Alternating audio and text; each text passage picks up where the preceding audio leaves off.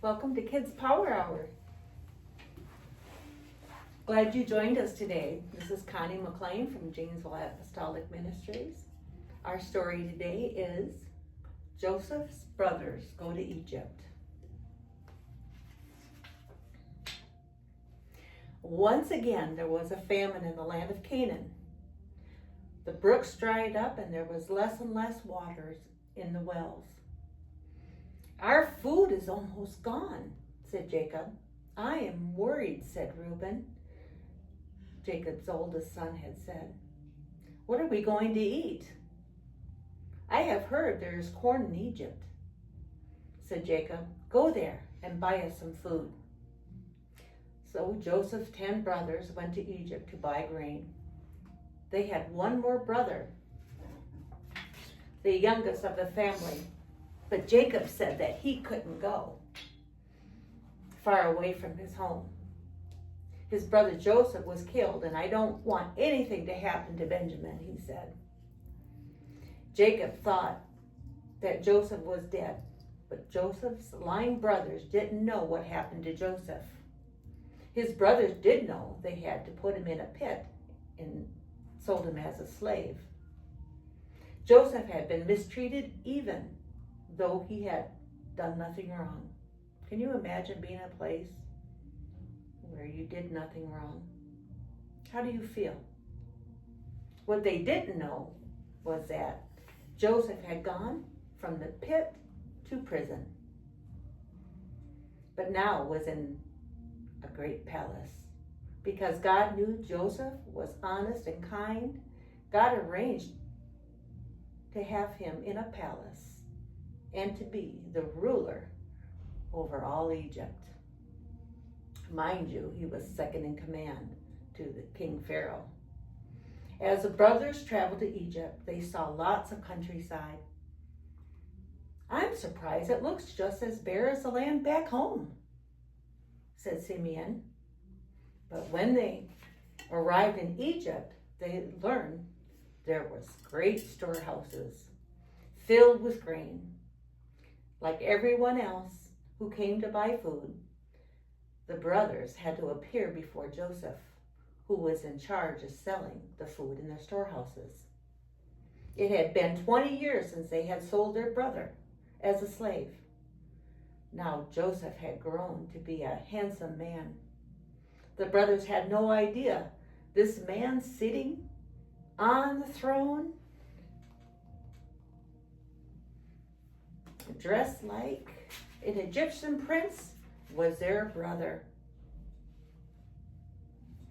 But Joseph knew his brothers at once. Can you imagine knowing all your brothers? Joseph remembered how he had dreamed many years before that his brothers would one day bow down to him. Joseph was so glad to see his brothers, he wanted to shout, I'm your brother! Can't you see? I am your brother. But Joseph first wanted to know if his brothers had changed the way they were, for they were very jealous of him when he was younger. So in a stern voice he said, You are spies.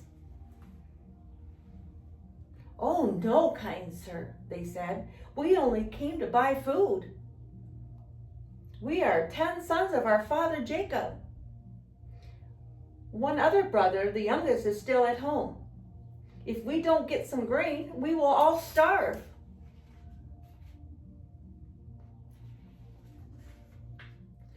Joseph was overjoyed to hear that his father and younger brother were still alive.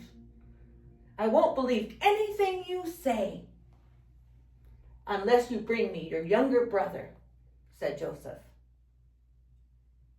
Joseph put all 10 brothers in prison for 3 days. While they were in prison, they did a lot of thinking about how they had treated Joseph when they had sold him as a slave. After 3 long days, Joseph sent for his brothers. He found them greatly distressed. They spoke to one another, unaware that he understood what they were saying. as Joseph had learned the language of Egypt. "This is what we get for being mean to Joseph," they said to each other. "I told you not to harm him, but you wouldn't listen," Reuben said. "Yes," said another brother. "I can still see the terror in his eyes when he begged for us not to sell him." Joseph pretended he didn't know what they were saying, but he heard every word they were saying. Now he knew that they were truly sorry for what they had done. He was so happy he had to quickly brush away the tears of relief. Once again, Joseph spoke like an Egyptian. "I'll take Simeon, and I will keep him in prison. The rest of you may go home, but you need to bring me Benjamin." Then Joseph gave the brothers grain to take home with them.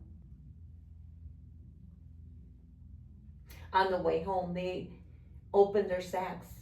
They were shocked to find their own bags of money lying on top of the grain. They had been given back all the money they had paid for that grain. At last, after a long journey, the brothers returned to their father. Tired and afraid, they had told him what had happened, saying, "We can't go back unless we have Benjamin with us." "I'll never let you take my youngest son," said Jacob. "If something happened to him like happened to Joseph, I would just die." But the famine continued. There were no crops growing and food was scarce. After a while, the food brought from Egypt was almost gone. Jacob called his sons together once more and said, "You must go to Egypt again to buy more grain." Judah reminded him, "The governor of Egypt warned us, saying, 'We cannot return unless we bring our youngest brother Benjamin with us.'"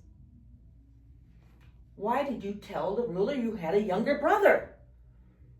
asked Jacob.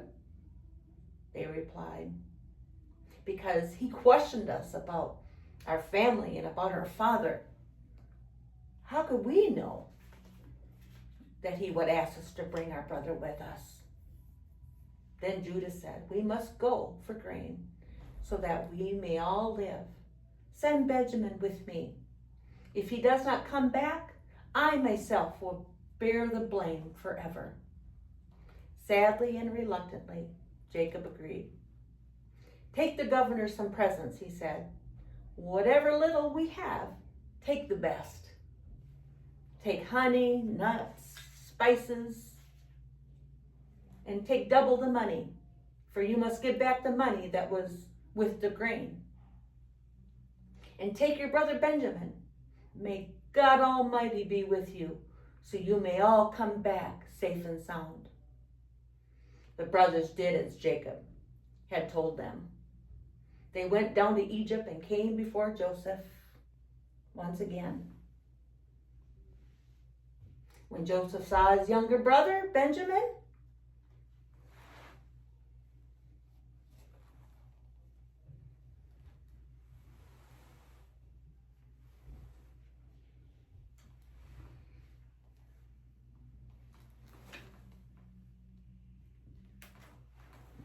he was so excited to see his younger brother. He was so happy. He invited them all to have dinner. Let's see, where can I put this? I'm going to set it in here.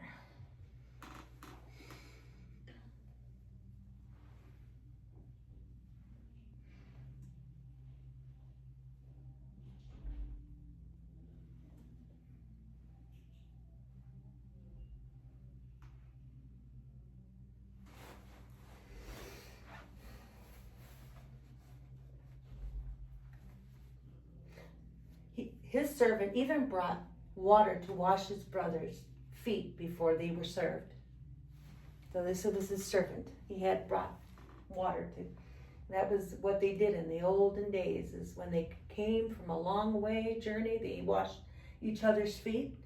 That was a way of welcoming your guests, was to do that.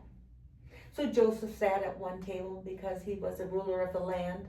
Other Egyptian officers sat at the second table, and the other brothers, they sat at the third table. I'll give the most food to Benjamin, thought Joseph. I want to see if they are still jealous like they were of me when I was still at home. And he gave Benjamin 5 times as much food.